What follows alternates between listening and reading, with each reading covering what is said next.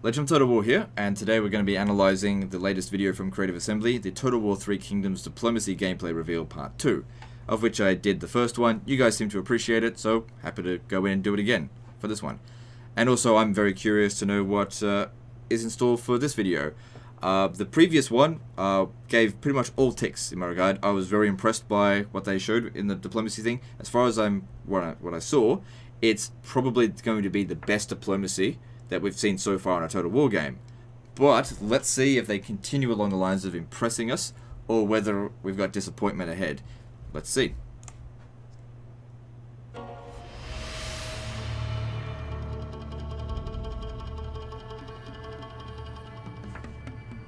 Hello, good evening, and welcome to the next in our two-part series examining diplomacy in Total War 3 Kingdoms. Okay, so there's some new things to analyze here that I didn't notice before. There's this bar here, which I'm assuming once it reaches max, you rank up your faction ranking. There's like 5 different ranks. I didn't notice that last time. I'm assuming that's what it is because it's right next to where it says noble, and that seems to be the case. Another thing to notice is that he's got 3 command styles out of 5, so it seems to me like we can have the general and 4 other heroes, and that's how big an army gets. Now, according to what we can see here, it seems like the commander can get 6 units, and each hero can get 4 units. That includes the person as a separate unit.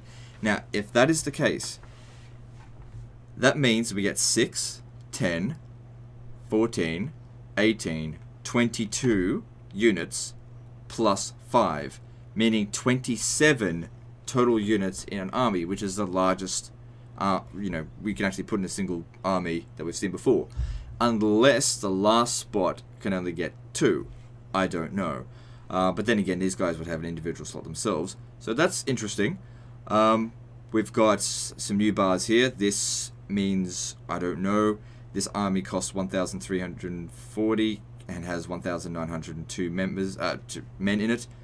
Okay, all right, let's continue with this. These are things I don't just want to analyze what he's talking about. I want to analyze everything. I want to know everything that this game has to offer. 3 Kingdoms marks the most extensive rewrite of Total War's diplomacy system to date. And in the last video, we covered deal-making, haggling, saber-rattling, and more. Today we'll be dealing with the different forms of alliance and how they can help you to broker major blocks of power across the campaign map. There are now 2 key forms of alliance, coalitions and... So yeah, based on what we're seeing here, that bar was about 15 out of 40 of the way done to getting to the next one. So he's currently noble and he's making his way towards second marquee. Looking over here, we can see that he's got 173k something. What is that? Is that population, manpower? Not entirely sure. Looks like he's got 1 region. That's how much money he's got. I think that's how much money he's got in the bank. So if that's food, it's like a rice bowl. It's an overflowing rice bowl. And I think these are the other resources. I'm analyzing them. Maybe that's spies. But I'm just not certain what that means. So this may be trade agreements, vassals, alliances, how many people he's at war with. Again, I'm not entirely sure about that. These are just guesses that I'm making at the moment. Alright, let's keep going. And military alliances. Each offers different levels of choice, commitment, and control, and they also share some important features. Both forms can have multiple members, enabling you to build... Minor strategic threat. Okay, so basically Imperium's back, and the more territory you hold, the more everyone hates you. So I'm assuming that's what that means. Now, that's fine, except that it's something that is only applied to the player, usually. In all the ever since it was introduced, it's usually something that's just to the player. So, for example, if you had an AI faction that was conquering territory like crazy, they don't get those diplomatic penalties with other AI factions. Other AI factions don't give a crap that they're a major strategic threat. It only applies to the player. Now, if that's the case, that's bad because the AI is playing by separate rules, and it's just a way of, giving bonuses to the AI without actually making them smarter. But if it is not like that, and they've gone down the road of actually making sure the AI is playing by the same rules as the player, then I applaud that. I want to see that, and because if they're doing that, that means they have to make their AI actually play the game. Actually, you have to use the mechanics that they developed. It's not just for the player. That's something that I want to see. But previous iterations of Total War, back to bloody Napoleon or whatever, it's always been the player plays with one set of rules, and then the AI plays with a very, very reduced set of rules to make it easy for them to manage it. Basically, the only thing that the AI in previous Total Wars has to manage is, I need to recruit, I need to build, I need to war. That's basically it. Anyway, let's move on. Build large power blocks for mutual benefit. And simply by being in a coalition or alliance with other warlords, your diplomatic standing with the other members increases. Coalitions and military alliances also benefit the mobility of your armies. Here we're in the early phases of a campaign playing as Yuan Shao, who's currently besieging a town owned by the Han Empire. Okay, so this here is military supplies. Good. I liked that they introduced that in Thrones of Britannia. I just felt like they didn't go far enough with it. Because in Thrones of Britannia, it was like, it's a scale between 0 and 100. At 100, well, anything above 1, and your army's fine. But if you go below that, then you start taking attrition. I think. I never hit 0, so it was like a mechanic that I forgot about. But I like they introduced it. I just think they needed to go further with it. Now, it seems like they have gone further with it this time, because we can see effects. He's at 100%, 100 current, 100 max. And then he's getting plus 6 morale, plus 10% replenishment. Good, I like that. Now, does that scale? If you went down to 80%, or so 80 current, will this go down to minus 5 morale and plus 8? Sorry, plus 5 morale and plus 8 replenishment. If that's the case, I applaud that. Now, if it goes below 50 or maybe below 25, will we start to see negatives? It's not just a case of when you hit 0, you hit, attrition. That would be interesting to see as well. Now, other things to note, based on what I'm seeing here, is that the amount of supplies that he has reduces very quickly. Now, it seems like the number of characters that you have increases your supplies somehow. I'm sure that they've got stats and traits that increase it, and there's further breakdowns that you can make by looking at their stats individually, but I have to make do with the images that we have here. Hostile territory, I think that would probably be just a static amount. Every territory is probably going to be minus 40. So if you can manage to, by positive factors, get it to plus 40, you can negate that. And then there's climate. I don't know what the climate is, but this doesn't look like it's particularly bad. You would think that if in grassland, it would actually give a bonus due to the fact that you'd probably be foraging. I'm assuming. I'm not certain. I would need to see a further breakdown. But what I am noticing, excuse me, is that he's going to run out of supplies very quickly.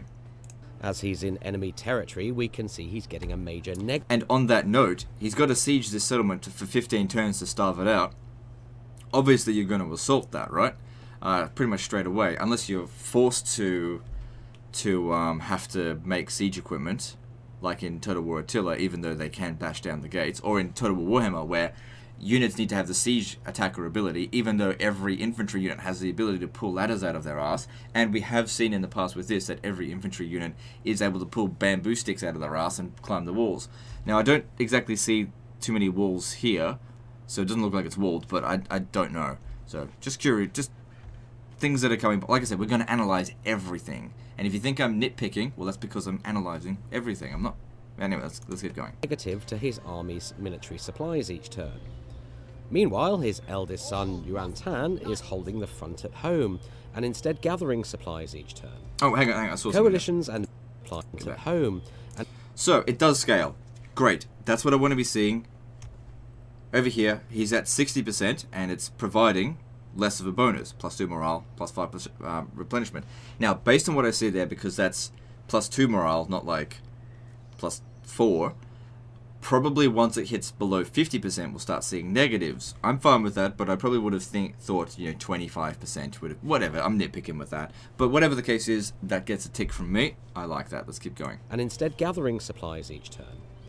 Coalitions and military alliances give you new tracts of friendly territory in which to rest, replenish and resupply before striking out into enemy lands once more. Okay, this is just purely a strategic point of view. This is typical of Creative Assembly. They're telling you how to play the game badly. Okay, here's some advice for Total War games. Never declare war on anyone that you don't share a border with. Okay, if you have to go into somebody else's territory to reach an enemy, you're doing it wrong. Because creating a spaghetti empire or a fragmented empire means increasing the surface area of your frontier, which means increasing the cost that it takes to defend it.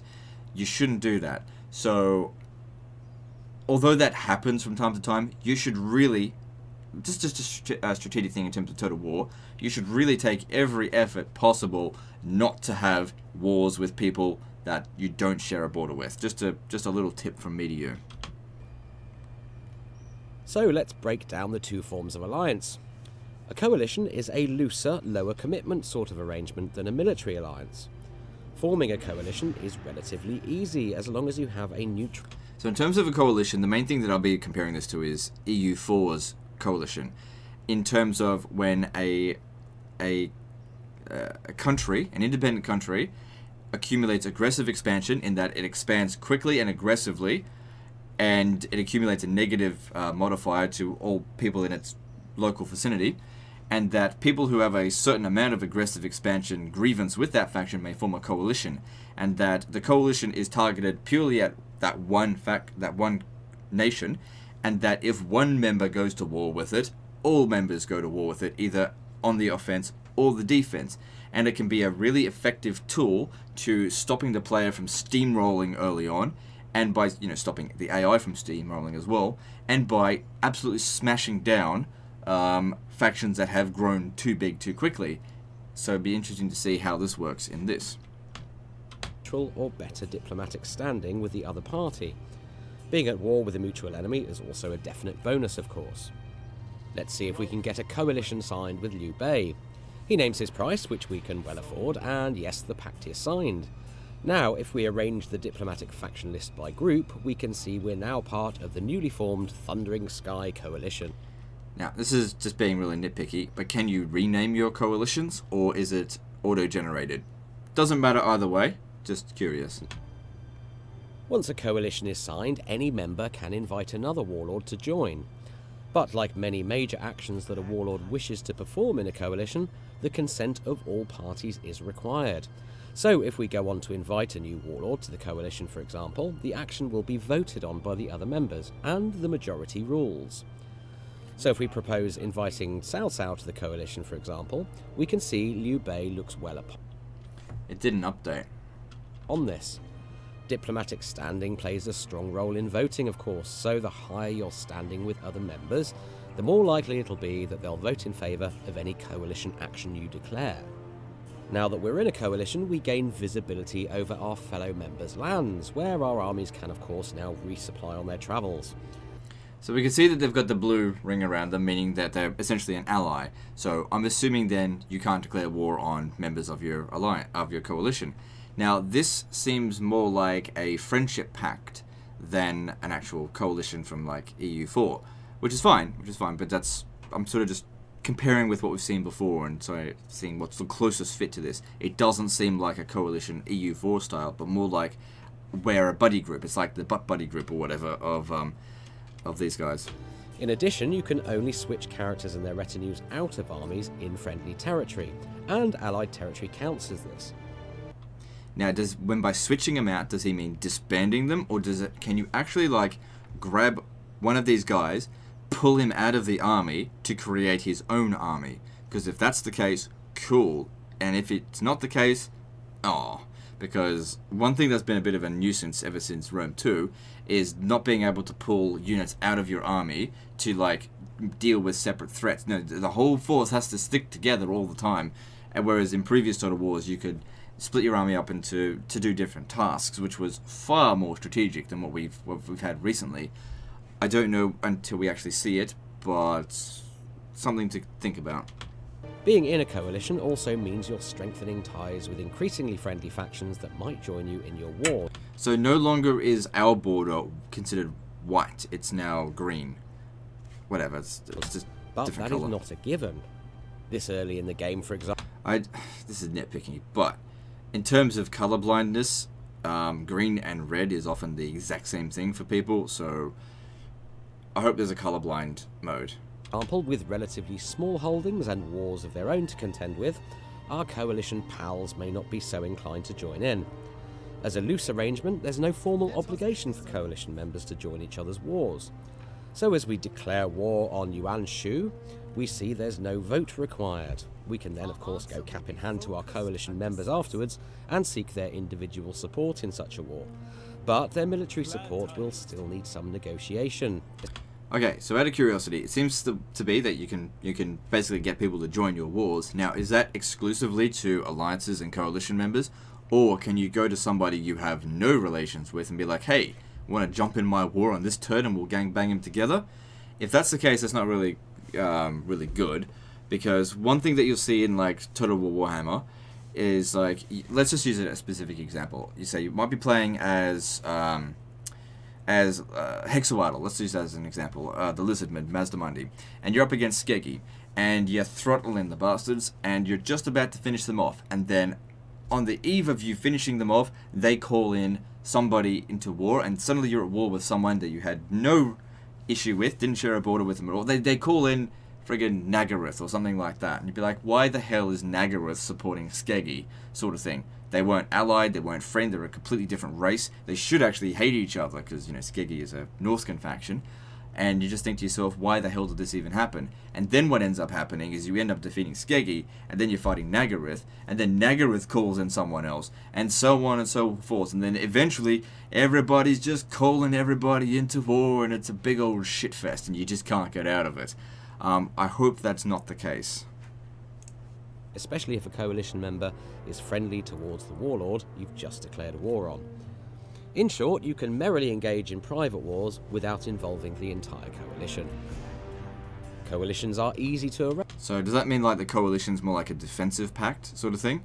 I'm curious to know that if somebody declares war on you, is the coalition obligated to come help you, or not? That's what I'd like to know. Anyway, let's keep going. Range and easy to leave too, but the benefits to maintaining a coalition are clear. Not least that the longer you're in a coalition, the better your diplomatic standing with certain factions becomes. If a faction joins and it turns out to be a thorn in your side, you can call a vote to kick them out, enabling you to manage membership, provided the other members agree. So yeah, it sounds like a big buddy group. Jumping into a later save now, let's take a look at military alliances. Now, these are a higher commitment form of alliance.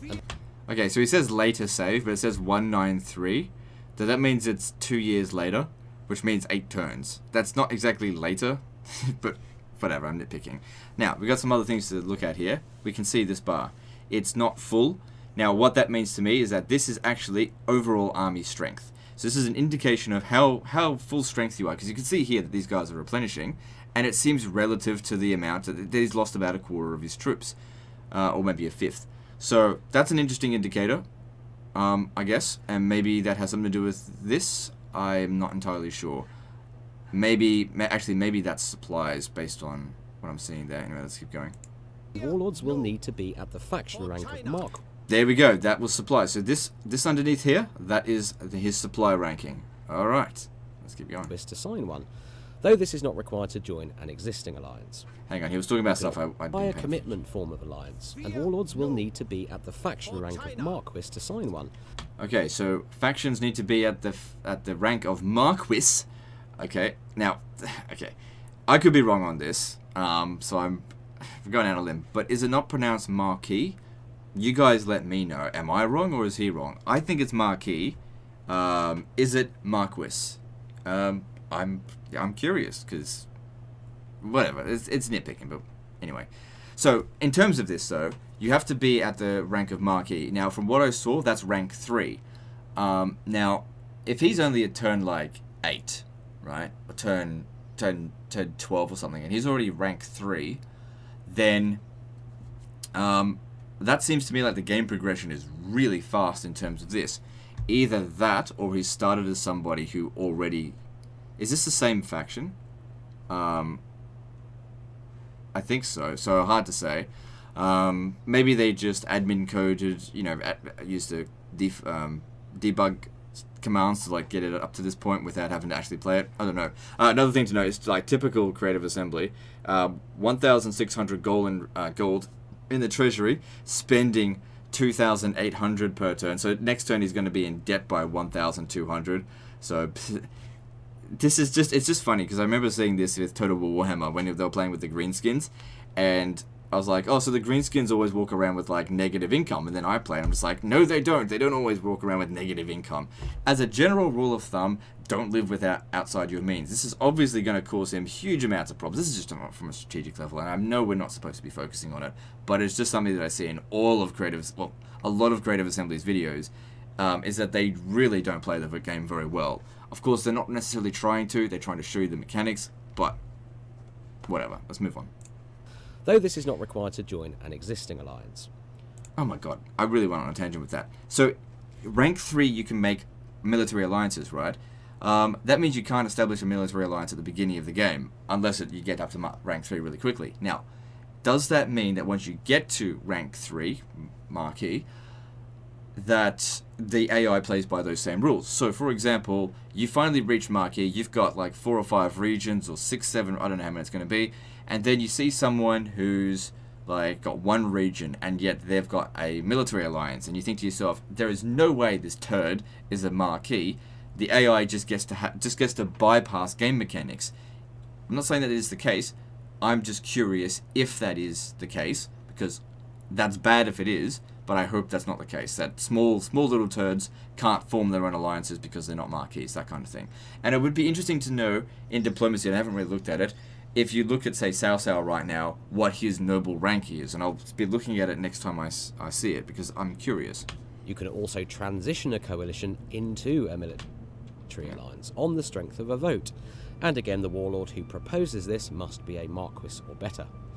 Yuan Shao's current...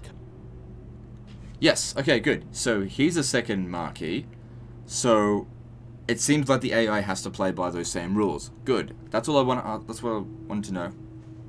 Good to know. Let's continue with this. Coalition sees him in league with Liu Biao and his vassals, plus Wang Kuang and Cao Cao. Cao Cao and Liu Biao are all for it, but Wang Kuang isn't, meaning 3 in favour and 1 against. So Wang Kuang leaves the party and we form a military alliance with Cao Cao and Liu Biao. The key... Okay, so that's cool that you don't have to get all of them to agree, but those who don't agree get kicked out, so they're out of the friendship group, which becomes like blood brothers after that. Interesting, let's keep going. Differences between coalitions and military alliances revolve around the notion of shared defence. As soon as a military alliance is signed, you become part of a defensive pact. If war is declared... So if that's the case, that means coalition is not a defensive pact, and someone declares war on you, like the other members are like, suck shit, doesn't matter, go to hell, you know, that kind of thing. So it seems like coalition is really just, yeah, friendship group, but military alliance is when it's like, okay, we have shared interests now. Declared against a member of an alliance, that member may choose to fight the aggressor in a private war, or call their allies to arms. All members of the alliance are duty-bound to uphold this and will then enter the war. You can also declare an alliance war against a third party, which of course goes to an immediate vote with the members. If the majority vote yes, the alliance will go to war with the target faction. There are only... Okay, this is good to see, because in previous Total War games, you get yourself 2 alliances, and then you be like, let's double team this big guy over here, right? Let's attack him. And then you declare war, call in your allies, and they totally abandon you. And not only do they not join the war, but it cancels the alliance. Now, you could have worked really hard to establish those alliances, and that may have only been only just established. And in addition to that, you can check the AI's reliability, and it will still say that they're reliable, even though they just backstabbed you and betrayed the alliance, which has always been a major frustration with me, and why I very, very rarely even bother establishing any alliances at all. I usually tell people, don't bother with alliances, because they never back you up in any meaningful way, and just get a non-aggression pact with them to stop them from declaring war on you, and which doesn't always work anyway, they sometimes will. But this is good to know that at least when you declare war now, you can actually see whether or not they will come to your call to arms. That's good to see. That's an improvement. Only 2 ways to resolve an alliance war. Either you leave the alliance and sign peace with the opposing belligerents on your own terms, or the alliance votes as a group, and once again, a majority vote is needed on both sides to bring peace. Any minorities opposing peace... Okay, so basically what I gained from that, that's, from what I see here is good. This is in terms of peace treaties. So you just declared war on Dong Zhao, and you've brought in 2 alliances. He's got 2 alliances as well, right? And then when you go to a peace treaty, it's like his alliances have to agree to peace, and your alliances have to agree to peace. Now, if it's 2 out of 3 members that accept and 1 doesn't, 2 get out and 1 stay, from what I can tell. Now, that could be a little bit of a problem. Now, using a bit of an example, if you're at war with, like you declare war on someone, and then they've got like 4 allies, right? And you get a peace treaty with one of them, and you usually can only get a peace treaty by defeating a lot of their armies, and then they're considered by strength of faction weaker than you. So you pull that person's pulled out of the war, and then you start working on their other ally. Now, within the time it takes you to get that person almost ready to accept peace, they've called the first guy back into the war, and you're back at square one. And it can just be a really frustrating merry-go-round in terms of war. You just end up in endless war, which is, it basically breaks down diplomacy.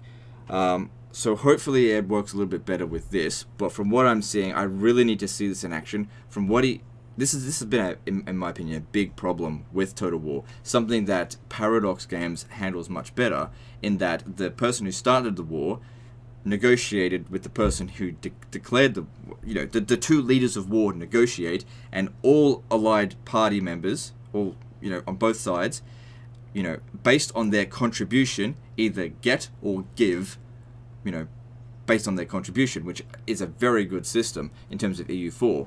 So I'm curious to see how that plays out. Peace will leave the alliance and continue in private wars against the original targets.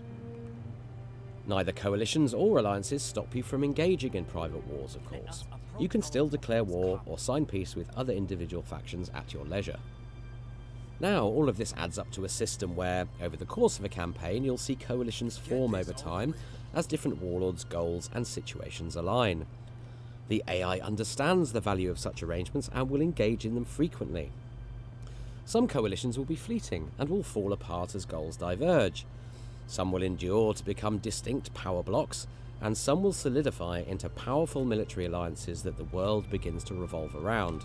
Alright, he says this, but I need to see it to believe it. It's like one of those things where I'm not convinced just because he says it, because in no other Total War game has alliances ever really meant anything apart from role-playing. That's in my opinion. Like, any Total War game, you pick a Total War game, and I can tell you why exactly the ally is not worth having at all. But maybe this will be different. I hope it is, but you can't just say, hey, alliances are good, they work now, without really showing how they work in detail. And it's not something that you can show in one video. It's really something that we're going to have to see as we play it. I can certainly appreciate what they've done so far in how you can manage your alliances a little bit better, but does it actually work? I don't know. Indeed, wars between significant long-term alliances become more common as the campaign reaches its later stages. Another classic diplomacy feature also makes its return in Three Kingdoms, and that's region trading.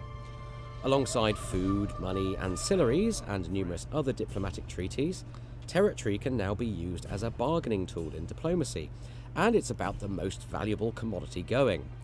It's a useful way of garnering major value to strike big deals, especially later in the campaign where you may have a surfeit of territory. Okay, so, hang on. What was this here? I just want to go from left to right. Big deals, especially later in the campaign where you may have... Okay, so food. So this region here, it makes 11 from farming, and it consumes 2 food, or food distribution or something. Does the population eat that? I'm not sure, but okay. Food reserves -8 faction-wide. I don't know what that means. Hard to say. I probably need to get a further breakdown on that. Let's keep going. Of territory. Hang on, there was public order. Let me just go back to that. So public order provides, so this is at a +100, so the characters are providing public order. So we're back to the pre-Thrones of Britannia public order system, which I like. I think it was one of the best things that was introduced into Rome 2, having a ±100 public order setting. And it seems like there are effects. Yes, there's effects. High public order equals +3 population growth, commandery-wide. Is that in the entire province? I'm not entirely sure. Let's keep in the going. campaign where you may have a surfeit of territory. Population effects. Okay. All right. So we see. Okay. So this is good to see. That actually, I'm really glad to see this. That population is definitely making a comeback, in a number, sort of meaningful way. It seems, and the settlements have big populations. You know, it's not like the medieval 2 where most settlements max out at like 40,000 population. You know, for a huge city. You know, becoming a huge city at 24,000, whatever. So we get here, we've got 1 million max. So I'm assuming as you level up the settlement, or as you build more things, you can increase the max number of population. So he's got 755,000 people, which is a lot of people living in this commandery, whatever that means. Province, settlement, not entirely sure.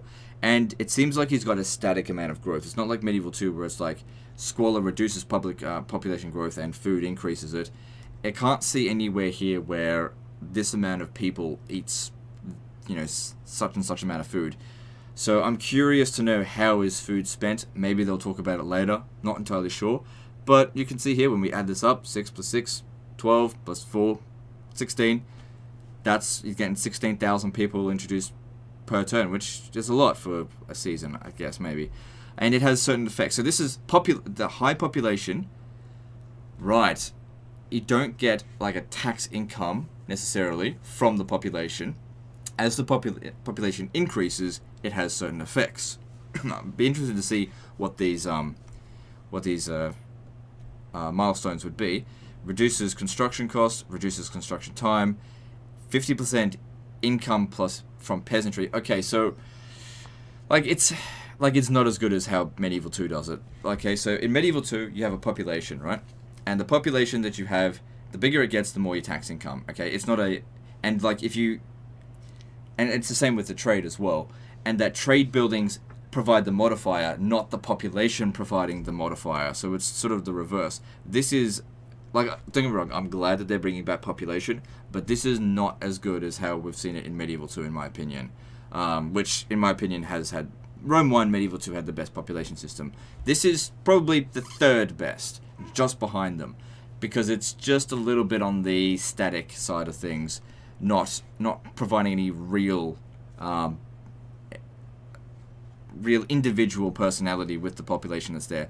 I want to know more about this population side of things, whether we can, you know, if we sack a settlement, does the population go down, this kind of stuff. I really need to know more about it. Anyway, let's keep going. If we approached Cao Cao and click... Alright, so the income, 173 from peasantry, which was increased by 50% due to its high population. Okay, and then there's 115 due to commerce. It doesn't make much. For 755,000 people, it doesn't make very much money. Okay, let's keep going. Click the trade territory option. All our owned regions are shown, listed by commandery. Okay, so, alright, is this like one province, the Yinchuan province? There's a small town. How is 725,000 people a small town? But whatever. And then there's farmland with 30,000 people. And that makes no money. But I'm assuming that would be making the 11 food. Okay. With their constituent regions detailed below. See, this one here's got an iron mine. Curious. I thought they had done away with the province system, which, don't get me wrong, I'm fine with the province system, but this seems to be like Three Kingdoms, not Three Kingdoms, Thrones of Britannia, where you've got your main settlement, everyone has the main settlement, and then it has like another minor settlement that's a farm, and it's like a really, really minor settlement, and it's always a farm, you can't ever change it. Is it like that, where this is just like a building of part of the province, and you can now trade that? I don't know, like, we're just looking at things as they are right now, but I'm a bit iffy on that. You can only trade away regions which are adjacent to the territory of the warlord you're dealing with. So, probably makes sense that you can only trade adjacent regions. I mean, something that I would do in Empire Total War, you know, you trade, you sell France, Ireland as an example, and then you just take Ireland straight back, you know, as an extreme example. But so it's good they've sort of put in a bit more common sense side of things to that. Let's keep going. If we were to offer territory to Cao Cao, we can see that only Yingshuan Commandery is tradable, as it's the only one next to his land. Hang on, let me see that again. Well, All are owned way regions which are adjacent to the territory of the warlord you're dealing with. So if we were to offer... Right. I see. So these ones here you can't trade it to it, but you can have a look at it. But only this one here, the Yinchuan province, can be traded. Okay, I just missed that. We can see that only Yingxuan Commandery is tradable, as it's the only one next to his lands. So you trade off the farmland. Okay. As you can see, productive farmland is very desirable, so we can demand a lot in return.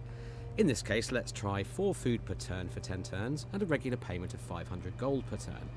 But a big ticket item like a tract of farmland... Is it just me? Or did they actually listen to something that I mentioned in the previous one, where it went from like 1 to 51, 101, 151? Did they actually sort of make 50 the base to it? Because this is different from what it was like in the first episode. They actually listened. I don't know if they listened to me specifically, but that's something that it was nitpicking, and it was just merely a case of being like, "What's that one doing there? Get the fuck out of my face!" But that's cool that they actually listened. But a big ticket item like a tract of farmland can be useful in deals where the warlord's asking price may be high. In aggregate, these many changes to diplomacy enable you to achieve more than ever before. With a host of new big ticket assets to trade... I know he's just making a point, but you would generally never sell farmland or just anything for money. You would usually try and, well, I guess, unless you were desperate for it. Which, actually, he is very desperate for it. If we had to look back, he's hemorrhaging cash. So. And with the ability to forge mighty alliances between powerful warlords, the campaign power play in Total War 3 Kingdoms is at once more subtle, more complex. Now, the region that he gave away, where was it? Was it this one here that he gave away to them? I'm not entirely sure. I'm not seeing any difference to how it was before. Anyway, let's keep going. Complex and more far-reaching than ever before. Thank you for watching, and stay tuned for more 3 Kingdoms gameplay coming very soon. Alright, so, what are my overall thoughts on that? I definitely think we spent a lot more time on this than we did last time. There was a lot more to think about, for sure. Now, I'm not entirely 100% like, yeah, go ahead, this is all ticks, because a lot of this stuff isn't... we don't fully know how it's going to affect the gameplay yet. Like, in terms of declaring war and declaring peace, we really do need to see actual gameplay, like an actual war play out and see how it works. We saw there's no Casus Bellis, so that's never been the case with Total War, but I was really hoping for it. So I guess in terms of my overall thoughts on this particular video that they've released, I'm like, it's not all ticks, but it's definitely moved diplomacy in the right direction. I was just hoping for just that little bit more. I felt like in the previous one we got so much out of that, and this one was just like, yeah, here's a little bit, which is good. Progress of a kind. And there's nothing in here that I've seen that's worse than what we've seen in previous Total Wars so far. So any step in the right direction must be praised. So that's good. I'm happy with what I saw there. I just felt like I was hungry for some more. Anyway, that's the end of this one. I'll cover more of these if you guys want me to. Give me some feedback as to how I'm going with these analyses. If I'm being way too analytical or not analytical enough, let me know. I tried to cover anything I could on this video that crossed my mind and don't let anything go to assumption. Anyway, that's the end of this one, and we'll see you in the next one, fuckers.